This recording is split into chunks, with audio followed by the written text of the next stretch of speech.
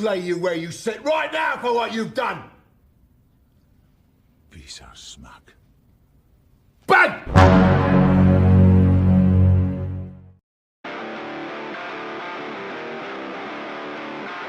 Halo Urbaners, dimanapun kalian berada, bagaimana kabarnya? Kembali lagi bersama saya John, still in the house. Kali ini lagi-lagi saya akan memberikan asupan adrenalin untuk kalian semua dengan merangkum sebuah film action berjudul Accident Man tahun 2018, di mana film ini akan menceritakan tentang seorang pembunuh bayaran yang bisa membunuh target seolah itu hanya kecelakaan biasa. Pasti sangat seru sekali, apalagi pemerannya Scott Adkins yang pernah jadi Boyka di film Undisputed. Jadi tanpa berlama-lama, karena besok saya harus berangkat ke Tokyo untuk makan malam bersama Andri Okita. Jadi langsung saja pasang handsfree, simetriskan pisau rebahan, kencangkan celana dalam pacar Anda kalau punya. Selamat menonton dan mari kita katakan bersama-sama passwordnya. The one and only password in the world. 1, 2, 3. Cekicrot. Get it when I get back.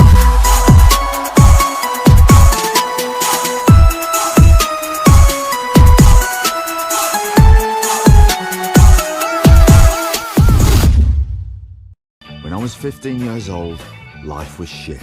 Kisah akan berfokus pada seorang pemuda bernama Mike. Ini orangnya, di mana dia sering kali mendapat perundungan dari teman-teman sebayanya yang melakukan tindakan kekerasan ringan kepadanya setiap hari.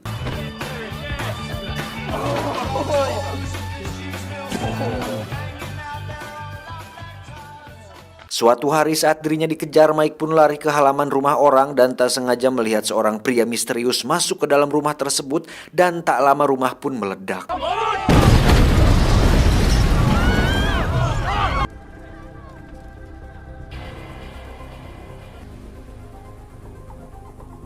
Karena penasaran, Mike pun terus membuntuti pria itu selama beberapa hari, di mana Mike merekam semua aksinya yang ternyata pria tersebut adalah seorang pembunuh bayarin. Namun yang menarik adalah metode pembunuhan yang dilakukannya nampak dibuat seolah kecelakaan biasa, sehingga polisi dan pihak terkait tidak akan bisa melacak siapa dalang di balik insiden tersebut. I stalked him for weeks, in which time he killed 3 more people. Mike pun nekat menemui pria itu di rumahnya dengan tujuan untuk memintanya mengajari cara membunuh untuk membalas dendam kepada anak-anak yang sering mengganggunya. Dan pria ini bernama Ray. Ini babangusnya. I think you're amazing. A genuine craftsman. Setelah sedikit perdebatan, Ray pun mengatakan bahwa untuk meruntuhkan sebuah kelompok atau geng, Tom harus melenyapkan pemimpinnya terlebih dahulu. Sesuai instruksi dari Ray, Mike pun bersembunyi di dalam kamar milik ketua anak pembuli, lalu mendorongnya jatuh dari atas gedung hingga insiden ini seolah seperti sebuah kecelakaan. Mike Fallon. You kill people for a living. If anyone can help me, it's got to be you. You got a set of balls on you, don't you? Have a look at this. Do you know the meaning of defenestration? The act of throwing someone out of a window. It's that one up there. Remember what I told you? Try to remember not to bottle it.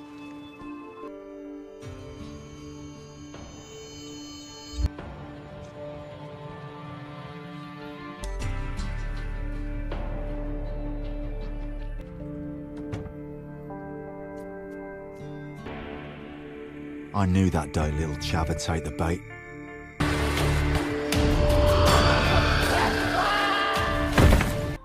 I didn't really feel anything. Dirasa memiliki potensi besar, Ray pun mengajari semua yang dia tahu, dimulai dari bela diri, cara menembak, dan segala pengetahuan yang berkaitan dengan urusan bunuh-membunuh.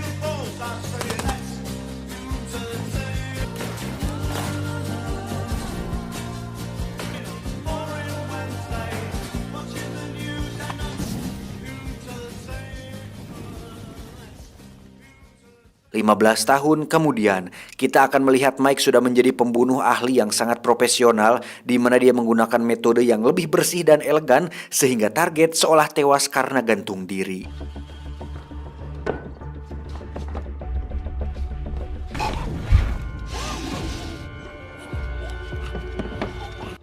Wait. Suicide.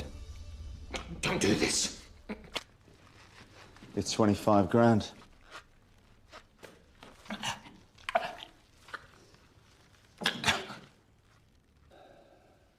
I don't see him as a person.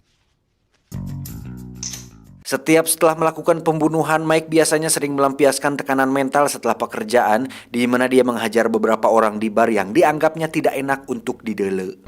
Come on then, you cunt!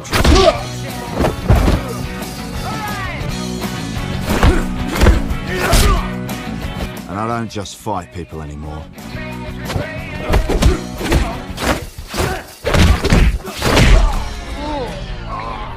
Cheers, love. Help me through my PMT.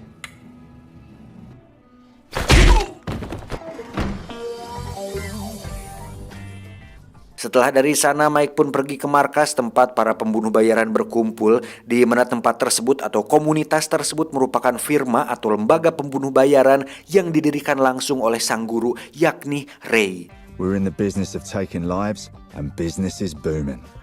Ada si Brutal, seorang pembunuh bayaran yang cukup emosian dan sering adat-adatan dalam pekerjaannya, di mana dia lebih sering menggunakan kapak dibandingkan pistol karena lebih murah dan tak perlu keluar biaya untuk membeli peluru. He's also a killer, but opts for the more brutal, butchering them with an axe style. Ada si Racun, seorang pembunuh yang hobi menggunakan bahan kimia berbahaya dalam menjalankan pekerjaannya, di mana dia menganggap bahwa metode tersebut lebih bersih dan efektif ketimbang harus melakukannya dengan cara kekerasan dan kontak fisik. He's a filthy little runt who takes keeping himself to new heights, and yeah, you guessed it. Selanjutnya ada tentara bersaudara, di mana mereka berdua adalah mantan pasukan militer yang menggunakan metode membunuh seperti ulah para gangster atau anak-anak berandalan. Mac is British SAS, and Mick is a frogman from the other side of the pond. Selanjutnya ada Yuli, seorang samurai seksi dengan ciri khas katana untuk membunuh dan sering mendapatkan target yang sangean, sehingga hal itu semakin membuat Yuli berhasrat dalam melakukan pekerjaannya. Meet Jane the Ripper. All the lads would love to shag her. Ada Samsul, seorang pembunuh bayaran dengan metode cerdas dan sering menggunakan siasat daripada kekerasan, sehingga dia lebih banyak menggunakan peralatan elektronik dan alat-alat ciptaannya dalam melakukan pekerjaannya tersebut. Nicknamed after his scrupulous attention to detail, trying out new and inventive methods of killing people. Terakhir, ada bos mereka semua, yakni Ray, bertugas untuk menjaga dan melindungi identitas mereka dengan cara membuat beberapa aturan ketat untuk setiap anggota pembunuh bayaran. This is the landlord, our minder, the boss, Big Ray. Tak lama muncullah sang penghubung mereka dengan klien, namanya Milton. Ini bebenguknya, di mana beliau bertugas untuk memberi pekerjaan sekaligus orang yang bertanggung jawab atas uang imbalan yang diberikan oleh klien. And this is Milton, the most important cog in the machine. He meets the clients and assigns one of us depending on the style of kill required. The kill briefs are delivered to us on an unfixed negative. We never know who the client is, and they don't know who we are. Keeps everybody sleeping better at night. Everybody secretly wishes they could kill Milton. He's a little weasel. Singkat cerita, Mike pun mendapat pekerjaan lain, di mana kita akan kembali melihat betapa cerdas dan telitinya seorang Mike saat dirinya menembak ban mobil dan membuat target terjepit seolah itu hanya kecelakaan biasa. It's only about 10%.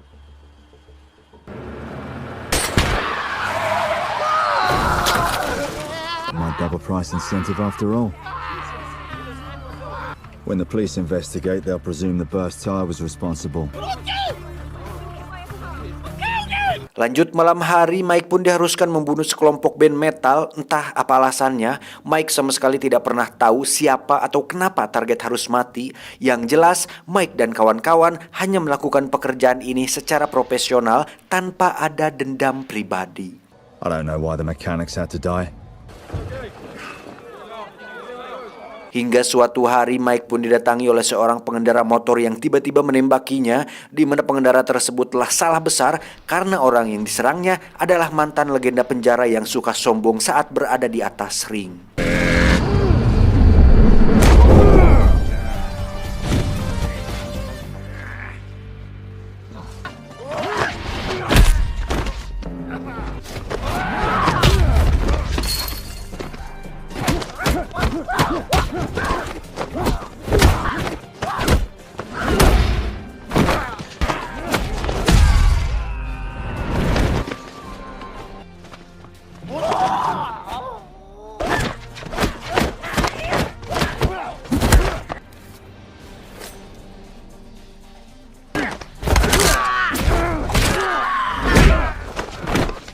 I don't want to know anything.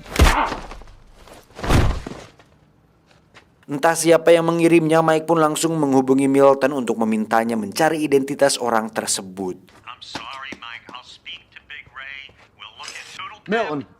Oh, you fucking little shit. Tak cukup sampai situ, Mike kembali dikejutkan dengan kematian mantan kekasihnya yang katanya dibunuh oleh 2 orang pecandu yang mencoba merampok rumahnya. Dan saat menghadiri upacara pemakaman, Mike pun bertemu dengan sahabatnya, yakni Ichi. Ini parasnya, di mana dia mengatakan bahwa mantan kekasih Mike ternyata sedang hamil anaknya si Mike, dan itu cukup membuat Mike handeel. She was pregnant. Dengan informasi yang diberikan Ichi, Mike pun pergi ke TKP untuk menganalisa kronologi kejadian tersebut. Dan dari hipotesis yang dilakukannya, Mike pun akhirnya mendapat jawaban bahwa pelaku dari tindakan ini bukanlah orang biasa, melainkan seseorang yang sangat ahli yang tidak lain adalah si tentara bersaudara. This must have been a pro outfit. This hit's got Mick and Mac written all over it. Fucking bastards. Tak ingin buang waktu, Mike pun langsung menemui mereka berdua, kemudian memberi sedikit pelajaran di mana akhirnya mereka berdua mengakui bahwa mereka telah membunuh mantan kekasihnya Mike sesuai perintah dari klien. Okay, you got us.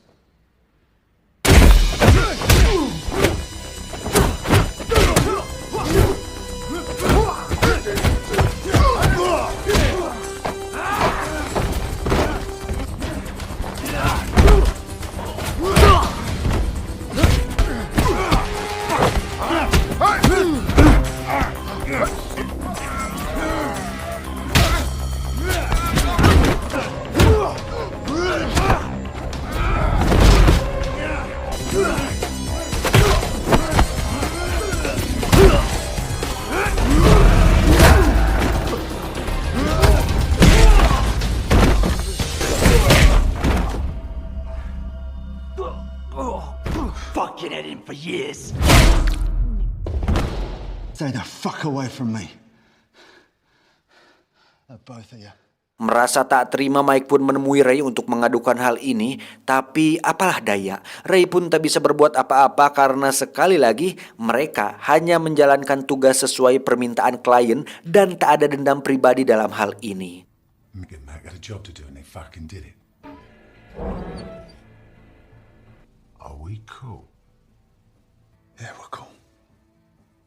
Belum puas dengan hal itu, Mike pun pergi menemui Ichi untuk mencari informasi tentang siapa saja orang yang mungkin tidak suka atau pernah disakiti oleh sang mantan. Tapi tiba-tiba, iya, muncullah si brutal yang langsung hubak-habik dengan kapaknya, di mana mereka berdua terlibat perkelahian yang membuat si brutal tewas oleh kapaknya sendiri.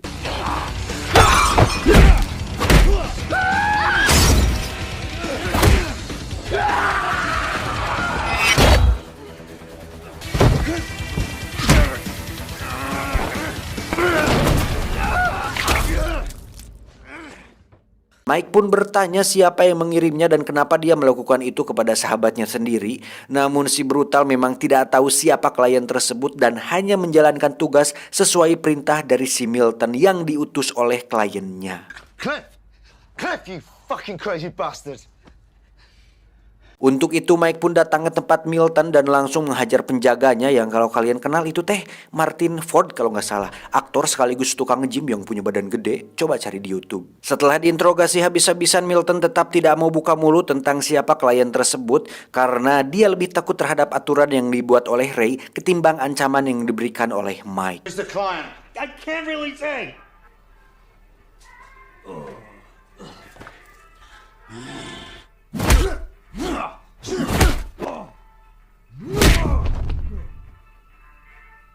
Karena telah melanggar aturan komunitas, Ray pun terpaksa memerintahkan semua anggota komunitas untuk membunuh Mike. Karena walaupun dia sebenarnya berat melakukan hal itu, aturan tetap harus dijalankan sebagai sebuah kewajiban untuk kelangsungan komunitas ini. It's Fallon.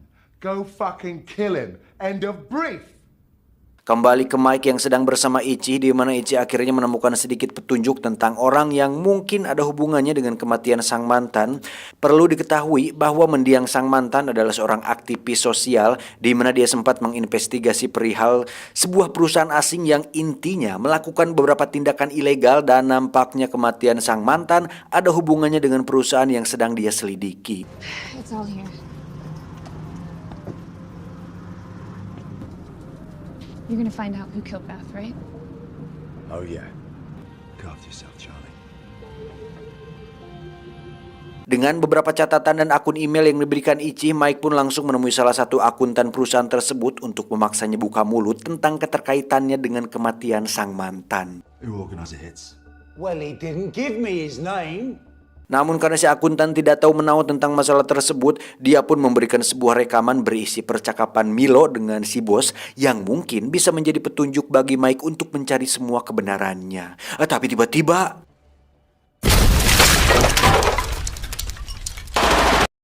iya, muncullah si tentara bersaudara di mana mereka bermaksud untuk membunuh Mike sesuai perintah dari Ray, di mana Mike berhasil menghindari tembakan mereka dan terlibat duel sengit dengan salah satu musuh bebuyutannya waktu di penjara, yakni Iceman sang petinju.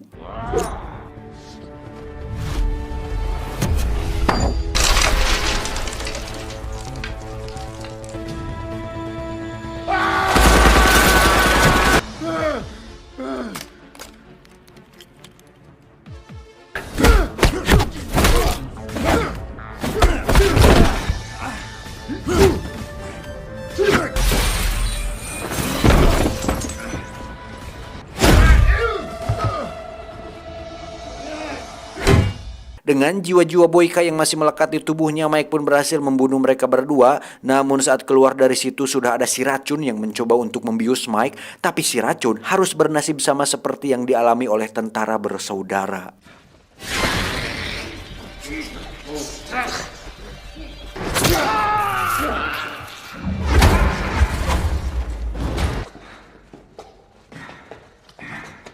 Namun saat akan pergi, muncullah Samsul dengan membawa sebuah tas berisi perlengkapan membunuh, di mana Mike langsung melumpuhkannya dan mengambil bungkus plester yang bertuliskan nama asli dari aktor yang memerankan si Mike ini, yaitu Scott Adkins.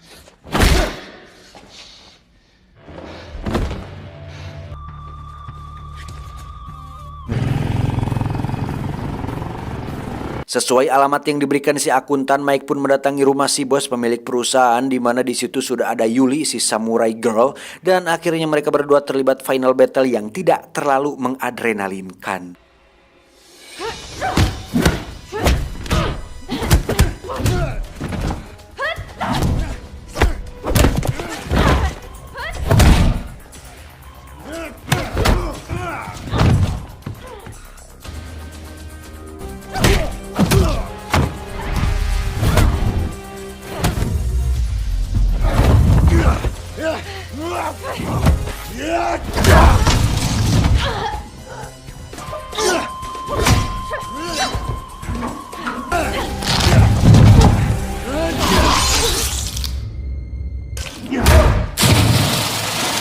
Untuk si bos perusahaan, Mike pun menebas lehernya yang kalau ditampilkan pasti akan sangat dolar kuning.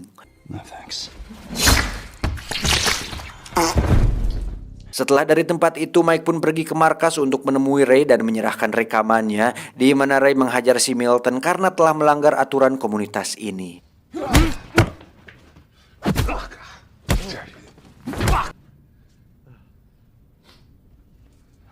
Saat bangun, Mike pun memberikan plester punya si Samsul kepada Milton, di mana seperti kita tahu plester itu merupakan plester beracun yang jika dimasuk dalam darah, maka itu akan sangat mematikan.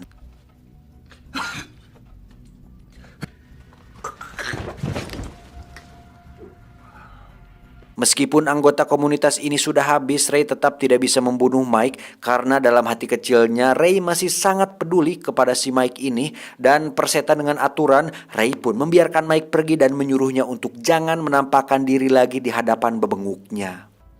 We're done. I'm sorry, Ray. Yeah, well. You watch your back, Mike.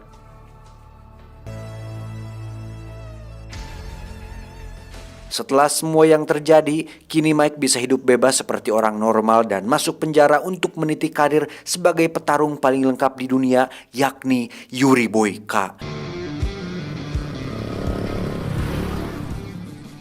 Tamat ending yang cukup membagongkan.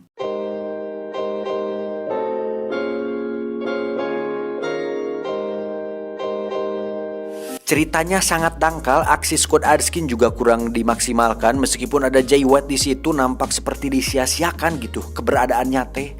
Tapi secara keseluruhan keren lah, hampir sama seperti film Mechanic yang dibintangi Jason Statham. Tapi kalau boleh jujur sih bagusan The Mechanic ya, kalau bagus-bagusan mah gitu. Karena memang budgetnya gedean film ono. Pesan yang bisa kita ambil dari film ini adalah jangan berteman dengan seorang pembunuh bayarin itu. Saya John beserta jajaran tim IQ 7 cabang Polandia mengucapkan terima kasih dan sampai jumpa di video selanjutnya. Adios. Selangkangan katak Afrika. Webek. Apa tuh anjing? Kodok Afrika. Emang ada kodok di Afrika? Ada kali ya? Nggak tahu lah. Coba saya searching. Itulah konyolnya. Bro, saya mau wudhu dulu bro. Seperti biasa bro. Udud bro, setelah recording itu selalu bukan dibiasakan sih anjir. Saya jadi nyandu udud tuh. Ngerokok mulu tiap hari. Habis berapa? Dua bungkus sih nggak sampai habis bro. Jadi pengen ini apa ya namanya ya? Kalau kata ke YouTuber mah meet and greet gitu, pengen ngopi bareng gitu sama anjir kalau fans mah inilah sama teman-teman rebahaners gitu, bukan sama fans ya. Apa tuh saya mah bukan seorang yang pantas diidolakan, sama teman-teman rebahaners pengen gitu nyoba nongkrong bareng, ngopi bareng, udut bareng. Mantap nih. Kapan nih kira-kira ya? Coba dong tulis di kolom komentar kapan dan di mana gitu. Kalau kalian mau itu juga. Kita nongkrong bareng sambil ngopi lah, sambil membicarakan masa depan. Anjing, seorang pengangguran ngobrol masa depan. Enggak lah, sambil santai aja gitu, ngobrol-ngobrol santai. Nongkrong, yudud lah, ngopi, cemil-cemil, ngobrol-ngobrol santai gitu. Kapan coba? Silahkan tinggalkan di kolom komentar. Kapan dan di mana lokasi kalian gitu. Kalau ada banyak teman-teman rebahaners yang request, nanti saya akan mengadakan nongkrong bareng ya, bukan meet and greet lah, terlalu gaya anjing, sok-sokan meet and greet ya, Alfamart ya elah. Tidak lah, kita mah nongkrong bareng di warung pinggir jalan gitu. Jangan mewah-mewah lah kita mah. Saya aja ngopi kopi kapal api kok. Kita yang cemilan-cemilan yang ngopi kapal api, cemilannya gehu atau enggak gorengan gitu, pisang goreng yang anget-anget, kan mantep tuh ya. Coba tulis di kolom komentar kapan, di mana, dan bisanya teman-teman berbahaners. Nanti kalau sempat saya akan mendatangi rumah Anda. Anjing, jadi bedah rumah. Saya hanya akan mengikuti angin dan mencari orang-orang yang membutuhkan. Waduh. Udahlah, terlalu panjang. Bye-bye. I love you. Forever, together, and happy tomorrow.